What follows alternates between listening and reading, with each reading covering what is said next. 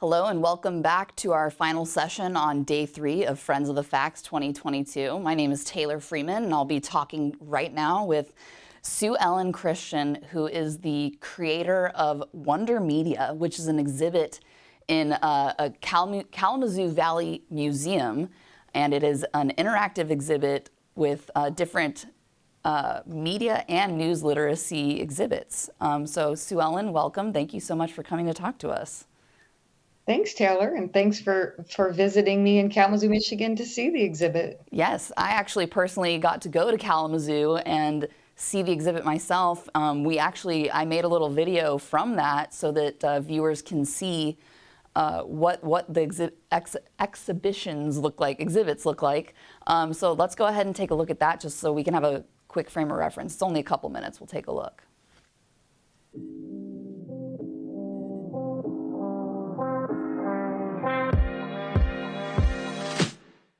Welcome to Wonder Media. Ask the questions. It's a 14-element interactive museum exhibit at the Kalamazoo Valley Museum, opened in April of 2022. While our target audience and what I designed this exhibit around is seventh graders, it's really for everybody. Wonder Media is meant to help people use media intentionally, to use media for themselves instead of being used by media, and to be a critical user and creator of media. And this exhibit is unique in that it's 7 news literacy stations that are very distinct and 7 media literacy stations. Wonder Media, a museum exhibit, cannot stay current. Our media is changing constantly. The way we get our media, the way we get our news and information is changing. And so if I can teach principles and the concepts that really smart scholars and researchers have agreed upon and have felt through their own research has proven to really help individuals sort fact from fake and fraud, then that's been a successful exhibit. The reason I called it Wonder Media is because media is wonderful. This is not a I hate the media, I hate the news, boy, they're messing up again type of exhibit. It's to say, we have this incredibly rich world. Let's use it to our best purposes. So very cool exhibits that you saw in that. So let's just kind of talk through the initial creation of Wonder Media. First, I do want to mention that your background is as a trained journalist, and then you moved into academia. And so I want to talk to you about how that kind of informed creating this, but let's talk a little bit about the exhibit itself first. So go ahead and take it away and tell us a little bit about Wonder Media. Thank you, and thanks again for that really fun snapshot of what it's like to visit Wonder Media. As you can see on the PowerPoint, I'm appreciative that people are tuning into what might be a live or later a recorded conversation. So I just want to let you know where some high points I hope to just discuss early on in the interest of time. I'd like to tell you a little bit about the evolution and the audience for Wonder Media, the focus on inclusivity in the content, and also in the audiences, scholarly influences, and then how the evaluations have been going and next steps. Mm-hmm. So to that end, I am a trained journalist, and my background is at the Chicago Tribune, was my longest tenure at 10 years there, did short stints at the Detroit News and Los Angeles Times, and it definitely informed the work in Wonder Media. 7 of the stations, I just want to show you this. 7 of the stations are news literacy elements and 7 are media literacy elements. And for Friends of the Facts, both of them are important, but obviously the news literacy is especially resonant with the audience for Friends of the Facts. And as you can see in these 7 articulated exhibit elements, some of them are digital, such as Fact Check This, which is a viral video game trying to use journalistic skills to hunt down what in fact is the truth. And in all of the digital games, I tried to layer the learning. So there is a standard and then a challenge mode. And also within any mode, there's the opportunity to hit the information button and learn a vocabulary term or a technique to further investigate the authorship and the veracity of a piece of information or a photo. The to share or not to share is a mix of digital and analog in that it's pretty low level, but it helps people to decide, should I share this? Because as we know in our audience today, I'm sure people are well aware that the number one way that misinformation spreads is social media, and that most people don't read past the headline or the visual. So trying to encourage some of the sensibility of users before they share. And just a quick showing of the media literacy elements. What I'd like to emphasize here for folks who are more interested in news literacy is that while media literacy is broader and there is some overlap between the two, they are distinct fields largely in the sense of their scholarship and frames of reference. And for the media literacy, one of the things that's been incredibly important has been who's represented in the media, which certainly as a journalist, I can appreciate and audiences appreciate who's in the story and who's not, and how is the story being framed, and what word choices are being used to create this narrative. And that's very much in the tradition of media literacy when it comes to media representation. And so one of the kiosks is called Whose Story Gets Told. And it focuses on 9 separate videos of 2 minutes each that feature residents that I interviewed, and they're reacting to actual media representations of as part of their identity. So for example, a music video that stars Gwen Stefani in Native American traditional garb and in a Native American setting. And what a woman from a local tribe views that as is really telling. And I think it provides a rich first person story. So the other thing I'd like to mention is that really encourage folks to come and visit Kalamazoo, Michigan. It's a free public museum. It's fun, and it's open every day but Monday. While our target audience is 7th graders, what we're finding in our evaluations is that folks up to age 80 are learning things and discovering things, and kids as young as 8 are engaging with the whack-a-fact and throwing the ball at the fact and not the opinion. And also really enjoying the picture that you see here, which is media use, how do you compare? And learning some things about daily media use in the US as well as globally. And it really encourages people. This young man, after experiencing this kiosk, hopped on his phone to find out, what is my media use and where do I spend most of my time online? And that is a common reaction of people who spend time at this kiosk. Another important thing I'd like to mention in terms of the influences that informed Wonder Media Ask the Questions is that it's based on social studies standards for Department of Education in Michigan. And so that teachers said to me, I don't have time to teach media literacy curriculum and news literacy curriculum. And while we're trying to change that and show how you can imbue that throughout a curriculum, this is another tool that educators can use, which is a field trip. And we've already hosted some field trips. They've gone very well. We did a pre and post test of students to gauge their learning and knowledge acquisition, and it's trending positively. The other folks who informed this exhibit were middle schoolers, and they were essential in helping me to shape word choice. So for example, using the word trustworthiness versus credibility was something that I learned from my middle school advisory team, that was a word that they understood more readily than that trustworthiness was, as opposed to credibility. That's just one example.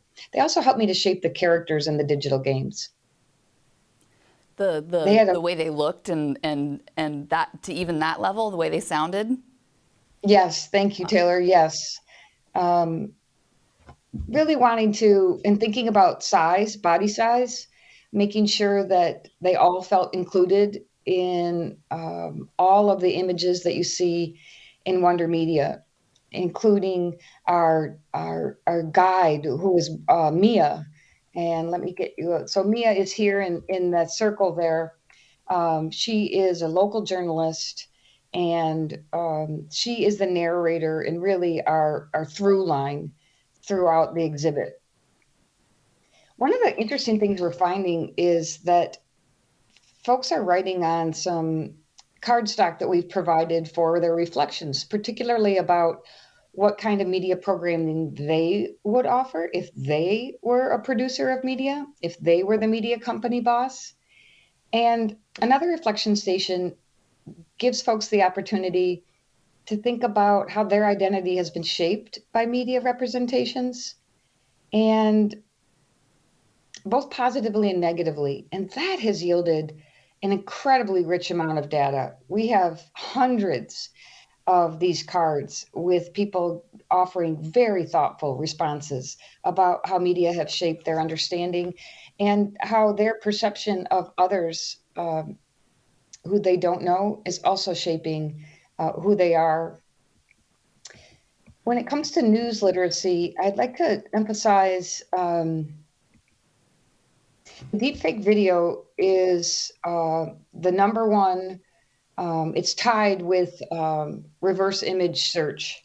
Those are the two skills that our analysis and assessment has shown folks say, I didn't know about this. I didn't know how to check. First of all, I didn't know what a deepfake video was. Now I do. And thanks for the tips on how I might identify one. And similarly for reverse image searches, that was something that people found very helpful, that they planned on using right away. And the exhibit demonstrates these skills for folks so they can immediately begin to ascertain how the veracity of their social media posts that are sent to them or various things that they're seeing online. Earlier this morning, we actually just talked with Scott Christensen about deepfakes. So very interesting stuff if any viewers want to go check that out and learn more about deepfakes. I just wanted to plug that for a second. Sorry, Sue Ellen. Absolutely. Yeah. And I listened to it and it's really interesting and helpful. And actually you mentioned the David Beckham video, which is also in our deepfake. It's just a really nice example of the technology that enables someone to be saying something that they're not really saying. Certainly. This is the Fact Check This kiosk, which tracks users' decisions, and it tries to help reflect what's really happening online, which is, you gain followers by not always telling the truth, but maybe making decisions that amplify things that are attention getting. And so it acknowledges that reality. And you can see in the middle image there is a scorecard for both credibility as well as followers, and trying to have young people appreciate that tension, that you gain followers when you gain in credibility, but you don't gain credibility all the time when you gain followers, that there is a healthy balance to those. And so that game really tries to address that reality and acknowledge it, which I think is something that the students have been particularly appreciative of because they're savvy about that. The Whose Story Gets Told kiosk is featuring the videos, and people have asked me why convey news literacy principles in a museum exhibit. And one of the things that educators and young people have told me is, I don't want to read a book. I want to get the students off a phone. So can we teach this in another way? And I think this is just one more offering in the compendium of efforts by the News Literacy Project and by Friends of the Facts and all the folks who are educators fighting the good fight day after day. And this is just one more way to proselytize to folks about how important fact-based information is to our democracy and our ability to govern ourselves. And a field trip really allows for that interactive learning. And we hope to circle back to those who have taken a field trip in 3 months and 6 months and say, hey, do you still remember what you learned? And let's give a little longitudinal post-test and see what stuck with them, what was sticky. And I'm eager to do that. Did you find that a lot of people were integrating things they learned when you would circle back with them? How were they integrating it into their lives? Yes. So since it just opened in mid-April, we haven't done our first longitudinal circle back. But what people told me they would do is absolutely be more careful in terms of what they're sharing in terms of information, that they were going to now utilize reverse image searches more often, that they were going to diversify their news intake. That was a new concept for many people. And while they'd heard of algorithms, we present Algo the Robot. When you first enter the exhibit space, it was a robot that the students and I built out of used computer parts. And it's really just to draw attention to this concept that an algorithm is like a robot. It's programmed to solve a problem, and to help educate folks about the incredible power of algorithms to direct our attention to one thing and not another. Definitely. One of the other interesting things, Taylor, that I've seen, and you might have noted in your visit to the exhibit, is the attention economy at work. And any news literacy educator can appreciate this, which is that trying to get students' attention and people's attention about these topics, we're constantly in the fight for people's focus, their eyeballs, their shares, their clicks, and their likes to focus on news literacy. And it's really been interesting to see this in an at-will space like a museum, where if you're not a child on a field trip, you can come and go and dip into any exhibit that you'd like. And that's really been an interesting point of tension to watch play out between I want to teach people something, but I also want it to be engaging.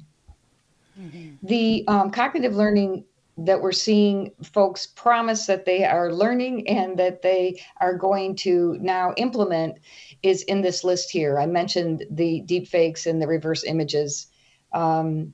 A more appreciation of how to evaluate information sources as taught to them by our community journalist, Mia. The simple sorting fact and opinion and throwing the ball at the fact and not the opinion has been enjoyed by many, and we are actually now revising it to make it harder. So that there is a challenge version now, but folks said, I'd like this to be at my reading level, so we're going to give a true adult version. The Pew Research Center did a really interesting study showing adults 5 factual statements and 5 statements of opinion, and only 1/3 of U.S. adults could correctly answer all 5 statements versus, factual statements versus opinionated statements. Wow. So adults need it too. Wow, certainly. That's crazy. Last point I just wanted to make is effective learning, and that is, and you highlighted this point in your in the video that you created, and that is that technology will keep changing, but what news literacy asks folks to do is to have an attitude of critical inquiry. Don't believe everything you see. Don't believe everything you read. And then equipping them with just that healthy sense of skepticism to pause before they click, think before you click, pause before you share, and then giving them some real quick tools that they could use to check out whether something is real or fake. When you saying that, when I was in the museum, there was actually a mother and a daughter who were in the exhibit, if you remember, and they were looking at the exhibit on whether to share or not to share. And I remember the mother, in the exhibit, there's a photograph of Kendall Jenner, some social media personality, holding a sign up above her head that says Black Lives Matter. And the mom, yes, I remember, points out to the daughter, like, look, if you look at the shadow in the photo, the shadow just shows her arms are up in the air, but that she's not actually holding anything. So obviously Yes. that was added in. And it was very cool to see in real time this realization moment in the young daughter of, oh, wow, like, yeah, I can see that. I can put that together, which is really cool that it's, a young kid is making those connections in this museum. Yes, and they can either see the simple answer of like, share or don't share in big bold letters that light up when they made their decision. And if they want to read that further content that explains this is manipulated content. This is a real image that then has been photoshopped. So then they can dig deeper with some vocabulary terms and explanation so that next time they see that, they can begin to learn this terminology that I think we really need to have all users to really appreciate and make part of their daily walk through their online world. What we're seeing in the evaluations is people are spending time with it. Most spend an hour or more. Mm-hmm. And the majority, 36 out of 48 so far, said that it's helping them to be more aware of the ways that media create and promote stereotypes of different kinds of people. And one of our kiosks is on the representation of people of color in Hollywood movies. And that's another layer of inclusion and representation that we add to the information provided. 32 of the 48 said they felt more confident that they could spot a deepfake image or video. And 29 of the 48 said they would check the trustworthiness of social media posts before sharing them. Okay. So we'd love to circle back to these folks and say, hey, how have you been doing? Can you give us some evidence and proof? One thing that was interesting is that that's not true. A very low number of people said that they plan to reduce their online media consumption. Interesting. So we're in an important space in Friends of the Facts to equip people with the tools because they're not leaving the online world. So how do we help them prepare best to manage it? I think Julie Smith said yesterday that people are clocking 11 hours a day of screen time. And when something is that integral in your life, but yet you don't have the user manual from a young age on how to be a responsible user for it, that can go wrong. That can cause problems. And as Julie's program said, I'm sorry to interrupt. Yeah, go ahead. As Julie's program said, it has significant emotional and social implications for users that are profound, especially for the adolescent users that this exhibit's focused on. Definitely. And I think we have some more slides that we're going to go through, but I have a question that just popped in. I think you mentioned that this exhibit will run through 2023, correct? That it's going to be up for a while, so people can still go and see it. When is it? Yes. Ending? It is open throughout next year, so it's running from now through 2023. It's free. And would really love and happy to host anybody who wants to come into town and meet and talk about it. It's a dream come true, and it's fun. Yeah, I can attest. It is fun. I had a great time throwing the balls at the wall and everything. It was a great time. So also too, I want to, because obviously the session is called Taking News Literacy Beyond the Classroom. So we've talked about the context of being in the museum. And you had mentioned to me that you wanted to take it even to another level of bringing this media news literacy to people. And I would love to hear you talk about that again, of your ideas for how to take it even further too. Thank you. And I would love to have those listening provide their ideas and input. So it is taking news literacy beyond the classroom by presenting an exhibit in a museum. So you can offer it as field trips and with families, and we're definitely seeing that. And yet, not everyone is comfortable or can get to a museum.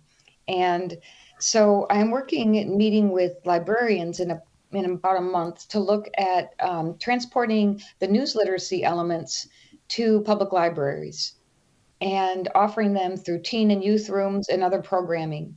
One of the concerns for me is that it doesn't get lost in a big pick from menu, because I think people can feel so overwhelmed with how much information there is online, and how to distinguish this from something else.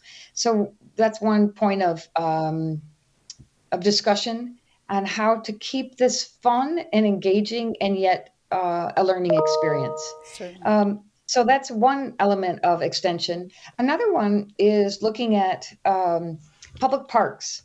And I'm talking with fabricators about which kiosks could be weatherproofed. So, for example, the to share or not to share that you mentioned with the Kendall Jenner photo, can we make that into a kiosk that might be in a public park? And again, this is an exhibit for all ages, and it's not political. I'm not telling people what to think. I'm trying to help them to think smarter. So it's more about how to think and how to process the news and information that comes our way. And so I purposely chose in my content choices things that were not overtly political. While some folks might take anything as political, all of the discussions are rooted in evidence and in topics that across the board people can. We want to teach folks and not preach to them in terms of the content. And so public parks is one area that we want to have community charrettes about, to say, what do you want in your park? What would help you in terms of news and information for your particular demographic? And so I've met with some folks in senior community, and they have different needs than the folks in our largely African American community, in terms of how they're targeted with misinformation, how they're missing from algorithms because of racism and algorithmic biases. So different communities have different needs, and I want to address those as I extend Wonder Media beyond the museum walls. The last idea that I'm looking at is at playgrounds. And in talks with folks now to consider where do we have audiences such as parents watching their kids playing on the playground. They're a captive audience. How might we utilize that environment to convey news literacy and media literacy principles? What might that look like? Is it a comic strip that circles around the playground? There's lots of interesting ideas happening. And then how might we use the community scape, like unused honor boxes, to share a QR code to access some of our digital elements, like whose story gets told.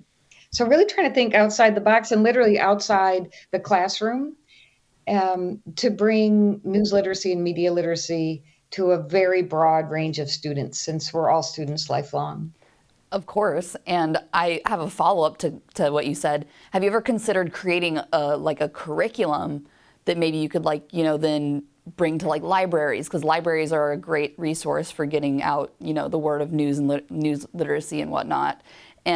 Or is it going to be that people have to just adapt to kind of what exists, what you've created? Will it be ever changing? Can you just tell me, is there a curriculum maybe, or are you working on anything like that? Yeah, thank you. There are lesson plans for middle school, high school, and college and above for each of the exhibit kiosks. So those exist now, and they're on the Kalamazoo Valley Museum website, or should be soon. And I'm happy to share those with folks if they have any problem accessing those, but they shouldn't. It's under resources. And so those are already built in, and trying to appreciate that educators in a classroom setting don't always have a lot of time. So how could you quickly implement one or two of these elements, show this video, sample these questions in your own classroom without coming to the museum? So continuing to work on those materials, and some are available now. And there's so much good material out there now in terms of resources on news literacy and media literacy. And so what I am offering is shaped around the Wonder Media kiosks, and then trying to offer excellent resources to people who want to continue to dig deeper. And so I guess just for an example, let's say a librarian here in Missouri wanted to integrate, your teachings. Is there a way that they could then bring that here, curriculum-wise?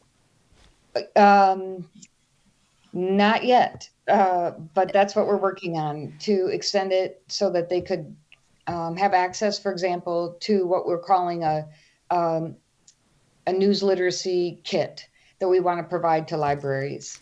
That would be 5 or 6 digital elements along with curriculum. And that is what I'm meeting with the librarians around. And so stay tuned. I don't have a concrete answer or a link for you yet, but that's what I'm working on.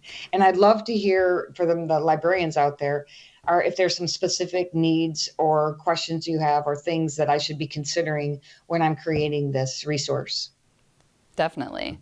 Collaborating between all different angles of this project, I think, make it more accessible and even more powerful. So librarians, come find Sue Ellen and Yes. help consult. I also want to talk about the difference, because you and I talked about this before, the importance of face-to-face interactions when it comes to teaching this. That there's just no substitute for going to somebody and having that look them in the eyes conversation. How does this exhibit, break down those walls and make it more of an interactive face-to-face kind of, learning moment as opposed to an online one? Thank you. Yes. So many of the, for example, there's a card game that's available called the Purpose Cards. And I developed that in hopes that families would play it one with another. And it's identifying the purpose of a media message. And very simply, is it to entertain? Is it to inform? Is it to persuade? And trying to build those skills early. And again, in that face-to-face analog environment. And that's something that's highly portable and that anybody can do anywhere outside the classroom or in it. When it comes to the Wonder Media elements, some of them are, even the digital games are ones that are built to have 2 and 3 players and engaging, discussing, and making the choice for what they're going to vote on next, or the path that they're going to move forward to escape the fake that is a post of misinformation about climate change. And so in all cases, really trying to encourage group dynamics, whether the group is a family, a parent-child interaction, or a field trip. Also, some of the exhibits draw on the museum collection, which is a fantastic collection about that harkens back to Kathy Kiley's opening intro about Friends of the Facts, which was how much media has changed over the years, even in Kathy's career, from the line type. And one of the exhibits any museum could do, which is to draw upon their collection of media technology and artifacts to show everything from a typewriter to an old school Walkman. The kids in particular, well, actually all ages get a kick out of saying, that's an 8-track tape. That's what your dad used to listen to in the car. So I've really heard some fun interchanges from folks, and that is, I think, a good example of the face-to-face, real-time, in-person learning that's happening because of a museum exhibit. And I want to talk about your history too, because we touched on it at the very beginning that you're a trained journalist. You worked as a journalist, I believe, for 10-ish years in your career. I want to know how that experience informed creating this, and also I would love to know, in your experience, how technology has accelerated in your career as well, and how you kind of integrated that. Thanks. I feel super fortunate to have had a journalism career that helped me to evaluate information, and that key idea of source, who's the author, what's their purpose in sending a particular message, whether it's a quote, a press conference, a press release, what have you. And thinking about not only the source purpose, but then who's the audience? Who are they aiming at? And that definitely informed even the creation of Wonder Media. Who am I creating this content for? Who do I hope that it will resonate with? And as it evolved and students worked with me on it, both middle school students, but also my own students at Western Michigan University, where sounding boards offered creative advice, really acknowledging that different information resonates with different people in different ways at different times. And so being aware of audience, definitely I learned that from my years in journalism. Who are you writing for and why? And then what's the purpose? And then how do I know what I know?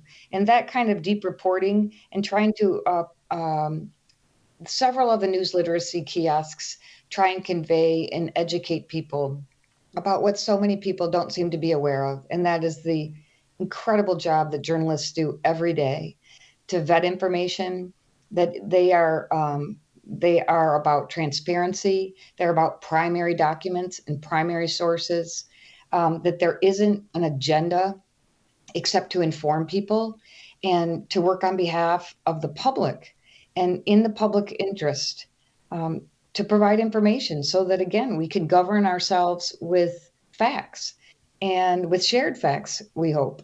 And so all of that influenced how I created the news literacy elements in particular of Wonder Media.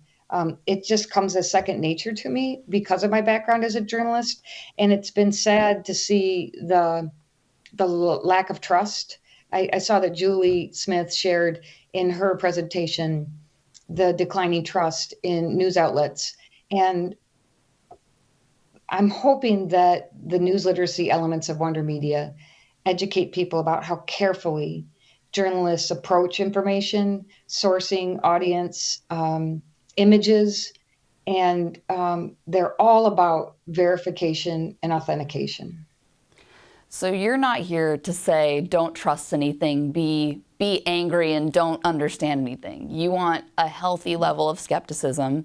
Think like a journalist, I think is something that you would also say when I was there. Get your mind in the set, thinking like a journalist, vetting the information, filter the information. And I think that that's very important right now. Obviously, that is why we are here. Yes. And so I think it's incredible in your lifetime, the advances in technology that have happened, I'm sure. When you first started in your journalism career, did you even foresee that this would be an issue? Did this pop up out of nowhere in your experience, or did you see this coming at all? The need for media literacy. I wish I'd seen it coming. I'd probably be really rich if I'd seen it coming.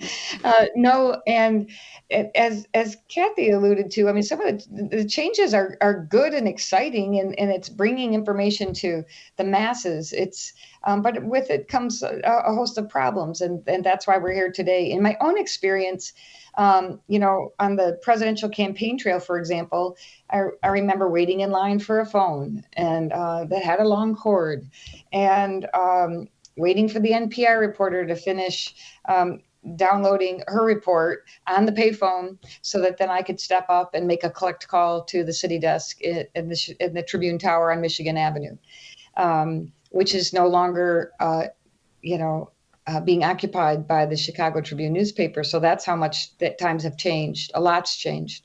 But I think that the principles and the foundations that governed anybody doing journalism,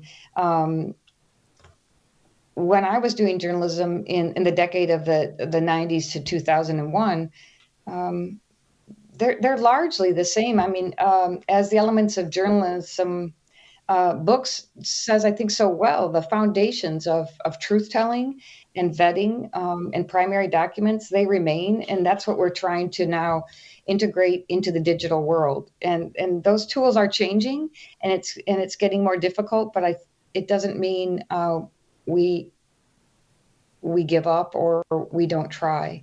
it is a constantly changing tech environment, though, and I'm excited by it. When I teach journalism, the multimedia journalism, it's really fun and it's so interesting to tell stories in different ways. And we all have a phone that allows us to tell stories in different ways really quickly. But those foundational principles that I grew up in as a journalist I think, still remain. Definitely. That's a good sign. That's good. I do want to talk about too, you literally wrote the book on this as well. So you're doing multiple mediums to try and get these concepts out.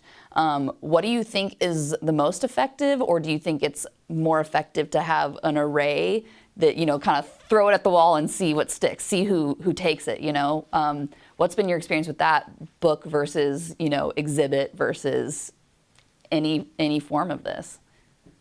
Oh, that's such an interesting question. So yes, what propelled me to do this exhibit was this book, Everyday Media Literacy, an Analog Guide for Your Digital Life. And I wrote this book, published by Routledge in 2020, and I was so energized by the scholarship and research that informed the writing of this book. And I tried to write it in a really accessible way, created a bookmark for folks. So again, just to try and provide all kinds of ways to spread this message of news literacy and media literacy, and helping people to think about what are key questions I should be asking. And when I finished it, and sales have been fine, but a lot of people don't like to read. And a textbook publisher, even a textbook that's written in a really accessible and friendly manner, with my Midwest humor sprinkled in, it's not for everybody. And so I was just so energized by the idea of how can we further get this to people who deserve it, who need it, and who frankly don't want to go through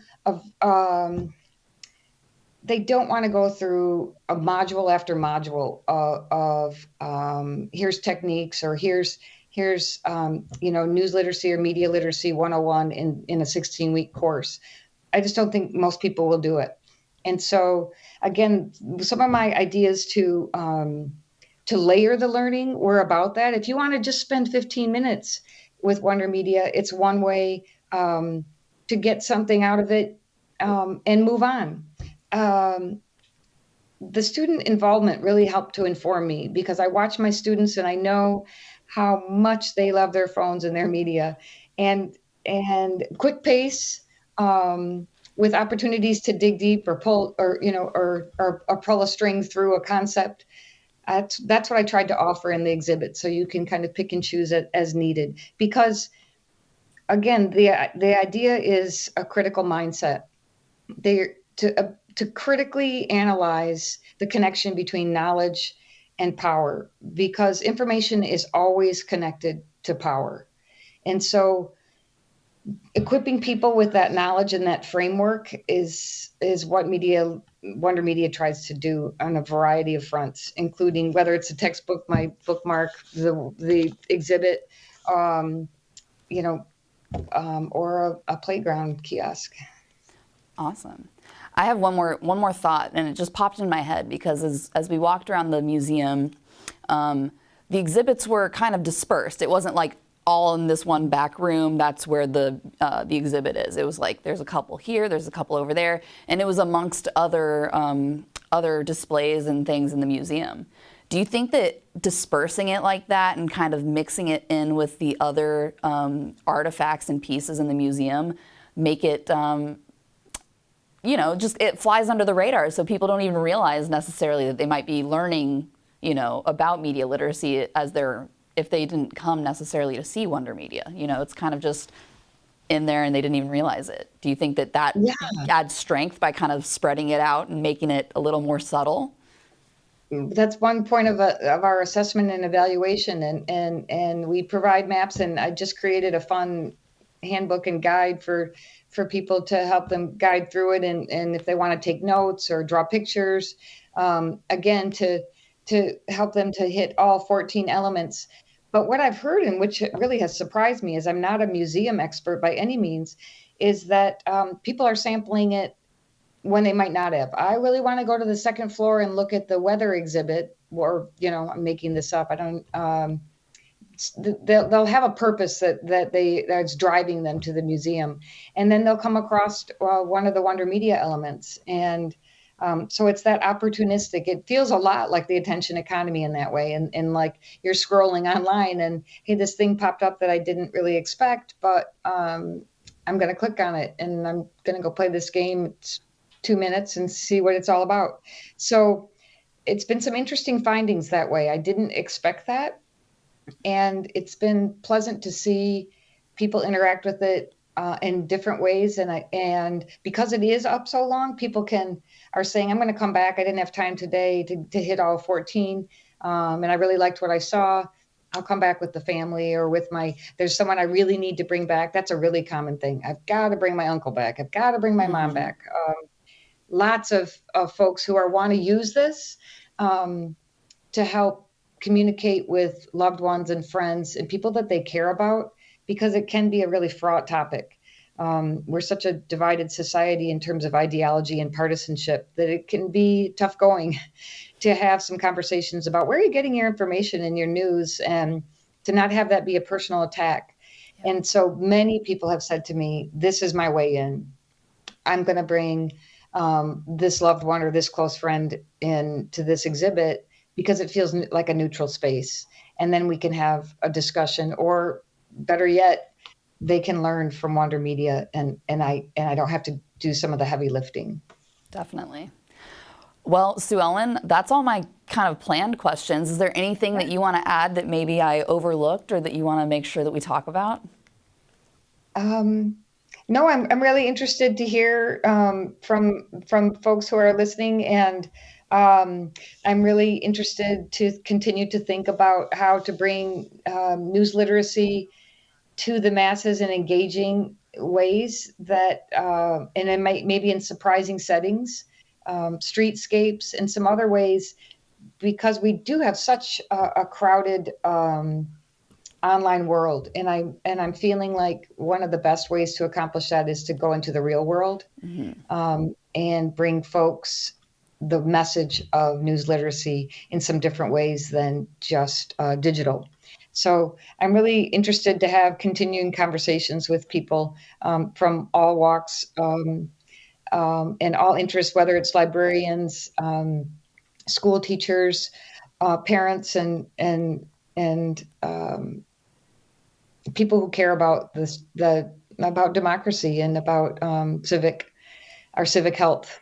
Definitely. So I'm being told in my ear that we're already being told online that people are very interested in this. Our friends at IREX even, I guess, are very, very stoked on this. And why wouldn't they be? I mean, this is come visit and trying to figure out how to travel elements of it. And if anyone wants to give me $1 million, I will not say no. So I can bring it to a neighborhood near you. Love it. Well, thank you so much. It's been really fun to talk with you. Thank you. And thanks to those listening and tuning in. Really appreciate your interest and time. Yes. Thank you so much, Sue Ellen, for joining us. That's it for today, but tomorrow we're going to be back at 10 a.m. Central Time with that session called How to Manage Information Overload, and that'll be brought to you by the Center for News Literacy out of Stony Brook University. So really interesting stuff. We have a few more sessions tomorrow on our final day of Friends of the Facts, and we hope to see you there. Signing off, I'm Taylor Freeman. Thank you so much.